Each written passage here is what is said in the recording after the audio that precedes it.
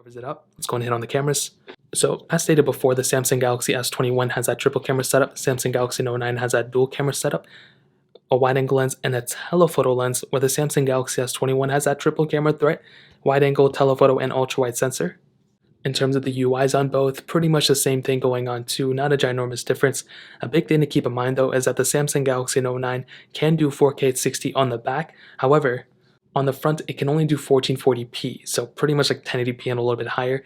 The Samsung Galaxy S21 can do 4K at 60 on the back, but 8K as well on the back, which is another big thing.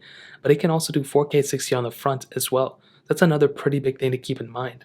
Now, the Samsung Galaxy Note 9, as I've always stated, has a really good camera setup for sure. I think at the end of the day, it does a really good job with what it has. I don't think it's like the perfect camera. I wish this thing did have like an ultra wide sensor, but I do think that the telephoto lens that it has does a really decent job at basically most of the photos you're going to take, even when you zoom in a lot. But at least it has a dual camera setup. As long as you have at least like a dual camera setup, you're good.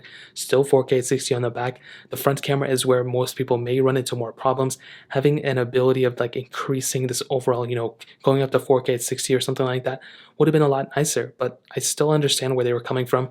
So I think at the end of the day, the Note 9's camera is still pretty good. You still have a lot of features for sure.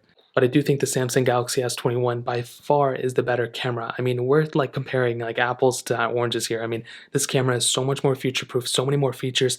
That 8K capability is seriously really awesome. That 4K 60 on this front camera is really, really good as well.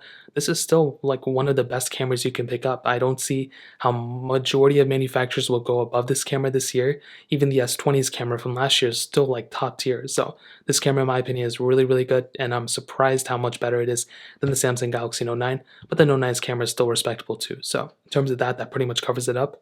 Now